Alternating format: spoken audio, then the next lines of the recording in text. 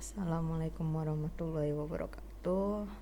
Saya Khofifah Anissa kembali lagi dengan laporan praktikum video laporan kedua tentang pengenalan konten dan percobaan pembuatan layout.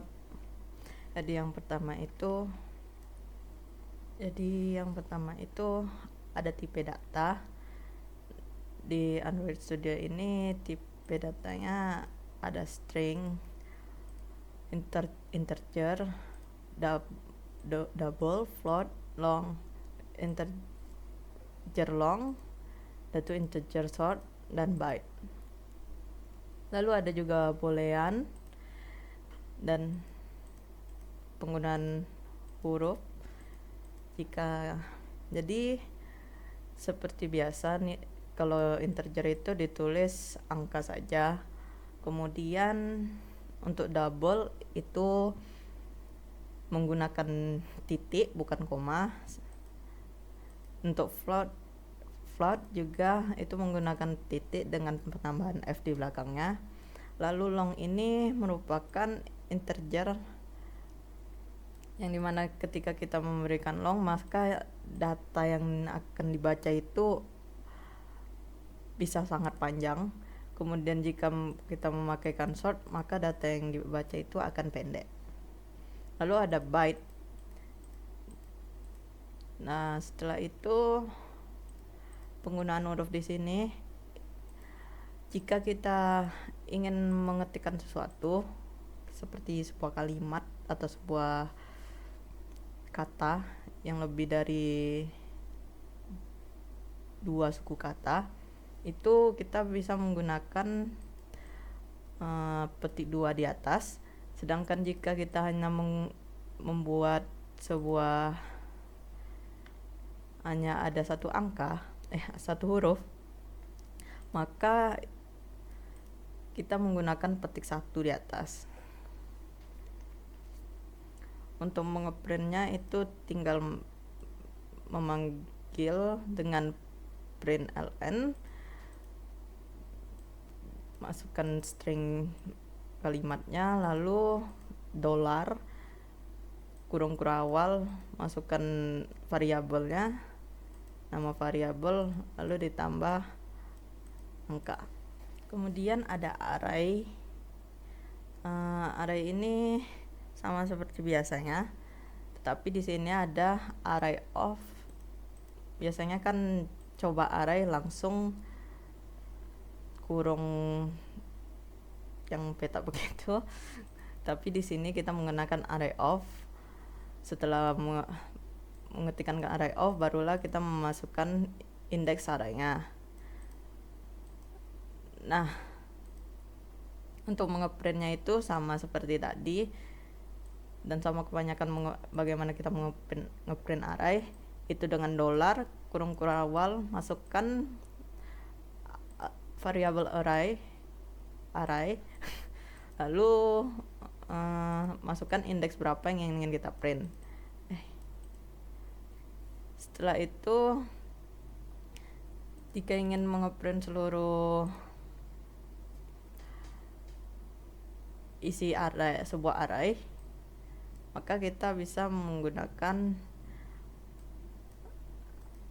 $, kurawal, lalu variabel array tersebut, kemudian titik content deep to string. Nah, untuk mengetahui panjangnya kita bisa menggunakan plus, lalu variabel array, kemudian titik size. Nah, jika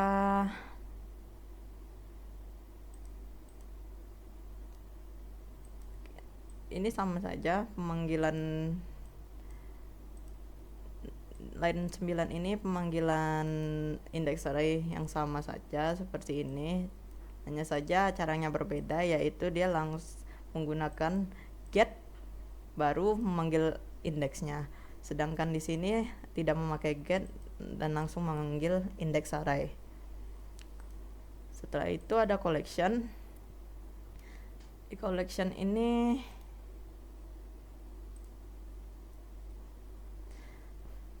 kita bisa menambahkan kata, lalu menghapus kata pada mutable. Kemudian kita bisa indeksnya itu bisa di shuffle. Setelah di shuffle,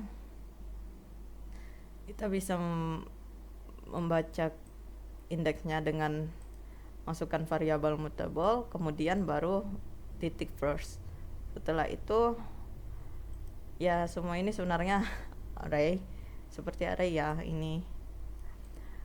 Kemudian set of, yang dimana ya sama saja berisi indeks. Kemudian ini juga untuk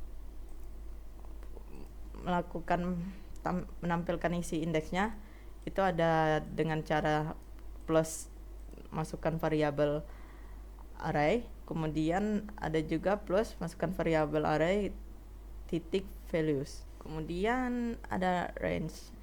Di sini untuk biasanya kita menuliskannya itu 1, 2, 3, 4, 5, 6, 7, 8, 9, 10. Nah, sekarang di sini kita bisa menentukan range-nya dengan hanya memasukkan angka awal dan angka akhir.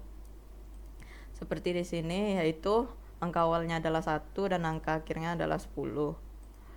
Nah, untuk cara mengeprintnya itu seperti biasa dolar dan kurang awal, kemudian kita panggil, kita masukkan angka yang dipertanyakan yaitu angka 5, lalu in variabel dari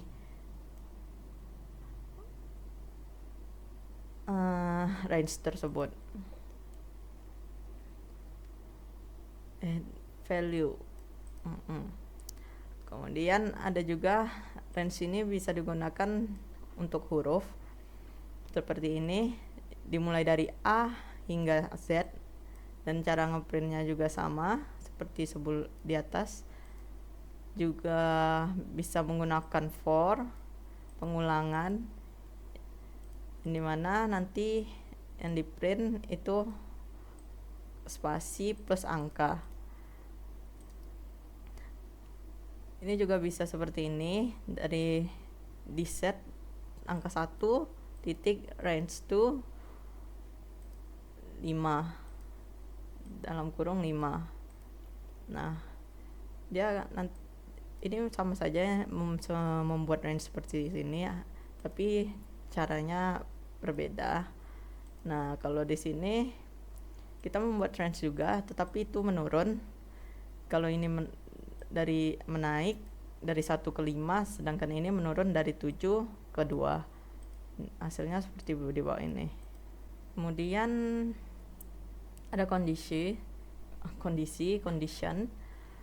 Itu ada file angka yang di set 50, kemudian kondisi if, yaitu ketika angka modulus 2 sama dengan 0, maka akan di print sama rata.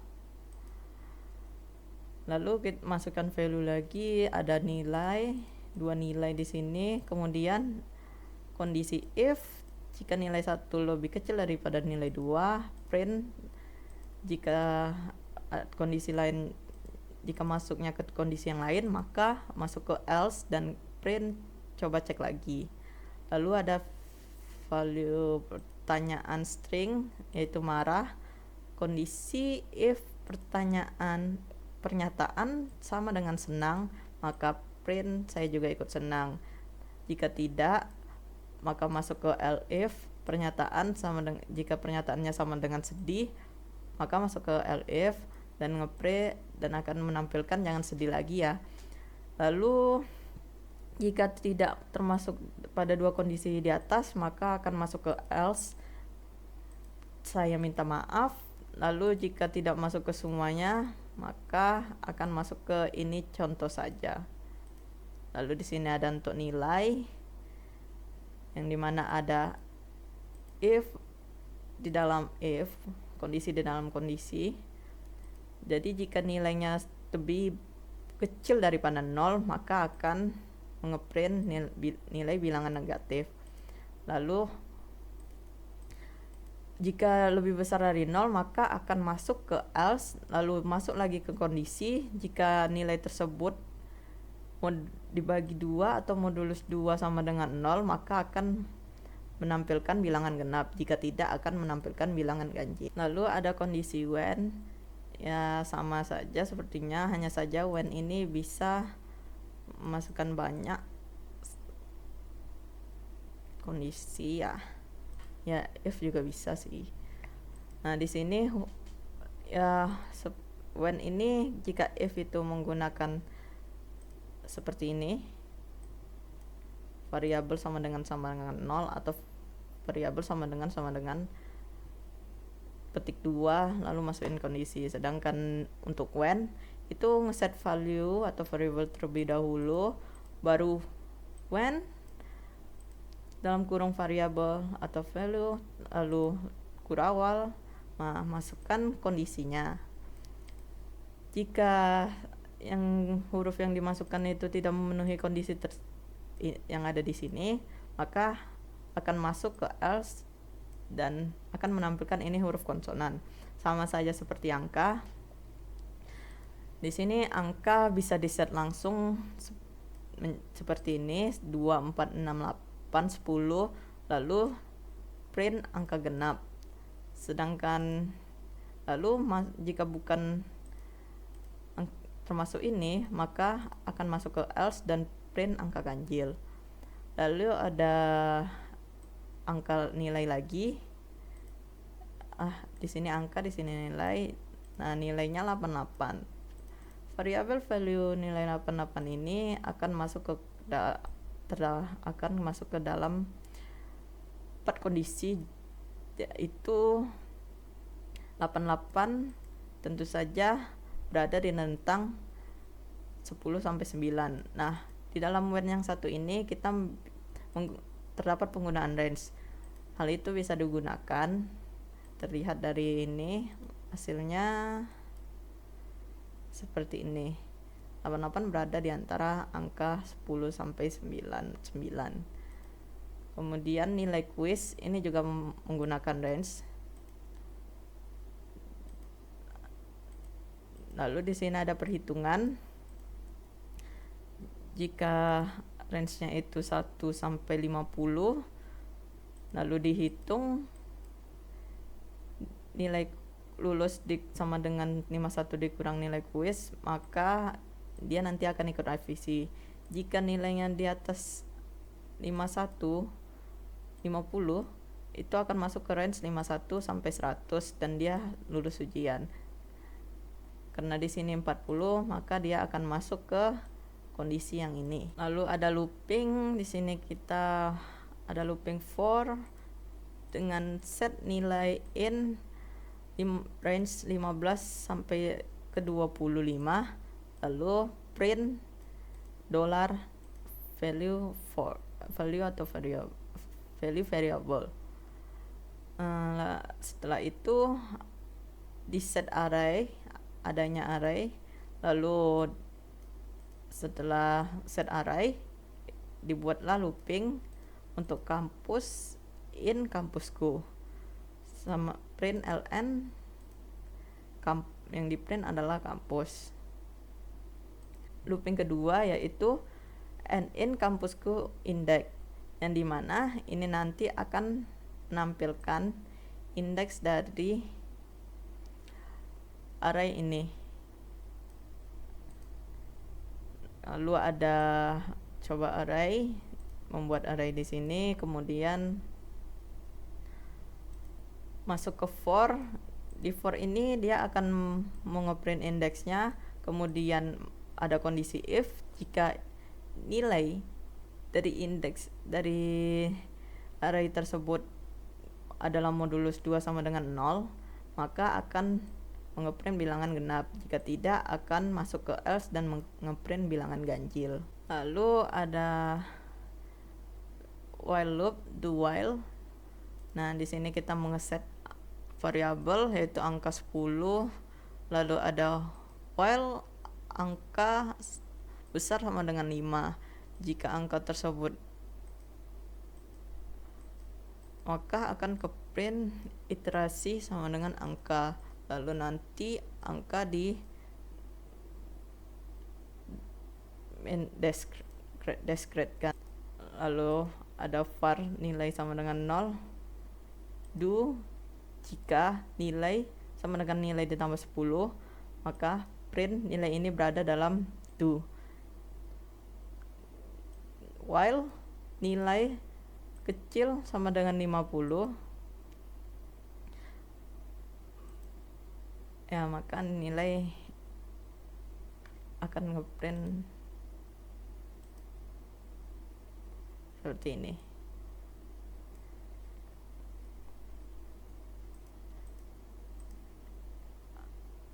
Hasilnya ya dia akan ngeprint, yang ini akan ngeprint sampai batas 5, sedangkan yang ini akan ngeprint sampai batas 60. Di sini itu seperti ini. Nah, jika masuk ke kondisi ini, dia akan break terlebih dahulu, memastikan bahwa sudah memenuhi kondisi ini. Jika tidak, dia setelah break dia akan memasukin kondisi else. Jika tidak memasukin kondisi ini, maka dia akan lanjut melakukan looping. Jika sudah memenuhi, maka dia akan berhenti di sini. Sama seperti ini. Jika sudah memenuhi, dia akan melakukan break. Ini juga. Selanjutnya kita akan memperkenalkan menggunakan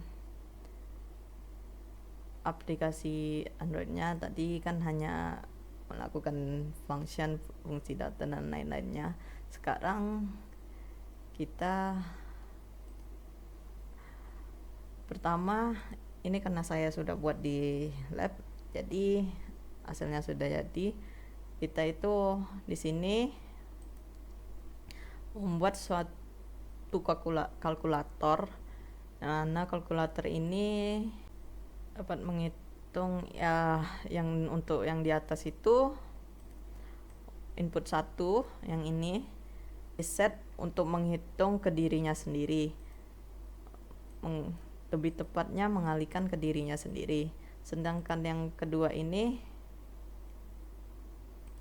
dia di set untuk melakukan perkalian dengan inputan dari inputan 1. Nah, di sini kita harus, agar tampilannya rapi seperti ini, kita harus memasang yang biru-biru ini ke sisi-sisi layar. Kenapa? Karena jika tidak, maka tampilannya akan hancur. Dia tidak tahu mana kanan, kiri, atas, bawah, dan posisi tengah. Jadi kita wajib melakukan hal ini. Nah, ini kan yang utama. Untuk hal yang seperti ini,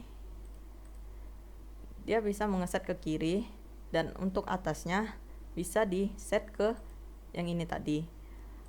Karena yang ini inputan ini satu ini kan sudah mengetahui mana atas, bawah, kanan, kiri, dan posisinya sudah di set juga. Jadi tidak masalah jika ini dipasangkan dengan ini. Agar lebih rapi juga, button hitung dipasangkan pada input 1.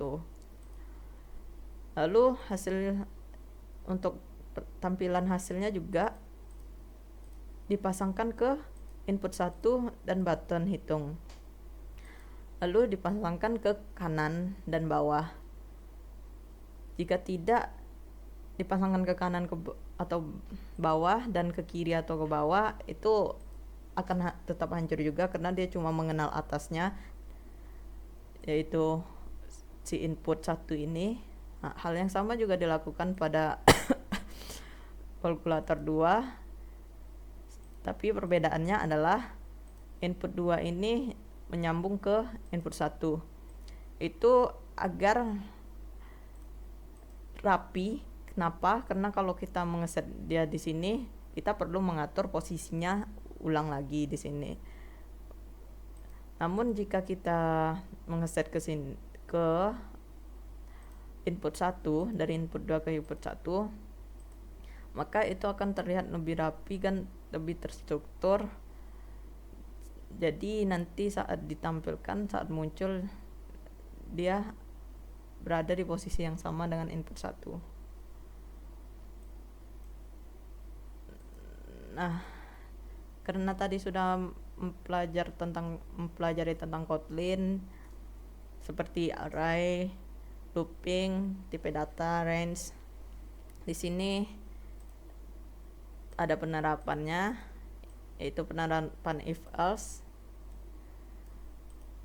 Seperti yang saya bilang tadi, untuk input data ini, input data 1, button hitung 1, result itu akan menghitung ini, itu akan set on, itu akan masuk ke sini. Var-nya diterapkan adalah A yang sama dengan input 1 teks.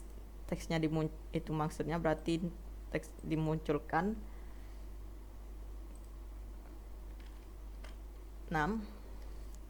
Nah, karena ada kondisi jika A itu is not empty, maka var B sama dengan A to N dikali A to N, yang artinya itu angka tersebut dikalikan angka tersebut, yaitu lebih tepatnya variabel A dikalikan oleh dirinya sendiri, seperti ini.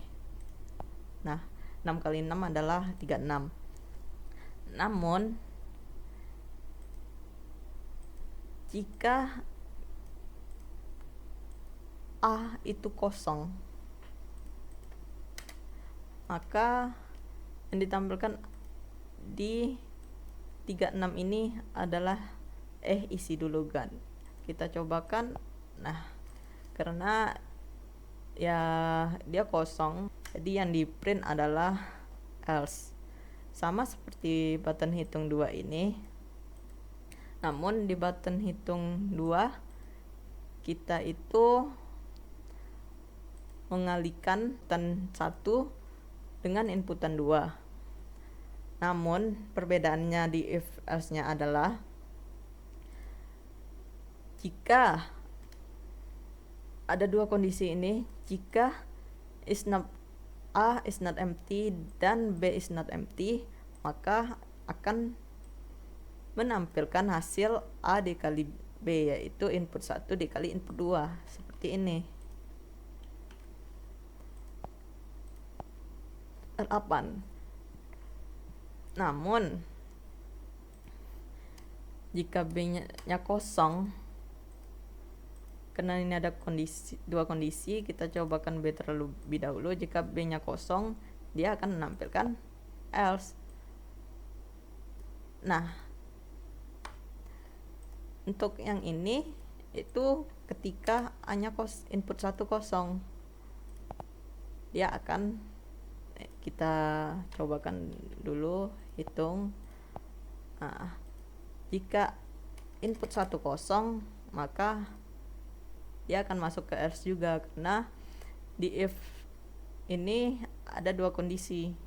Jika A dan B tidak kosong, maka barulah menghitung perkalian input 1 dan input 2. Yang perlu diperhatikan itu saat mengatur layout, pastikan untuk mengganti ID sesuai dengan yang kita gunakan, seperti ini: ID input 1, ID input 2, button hitung 1, button hitung 2, result dan result 2.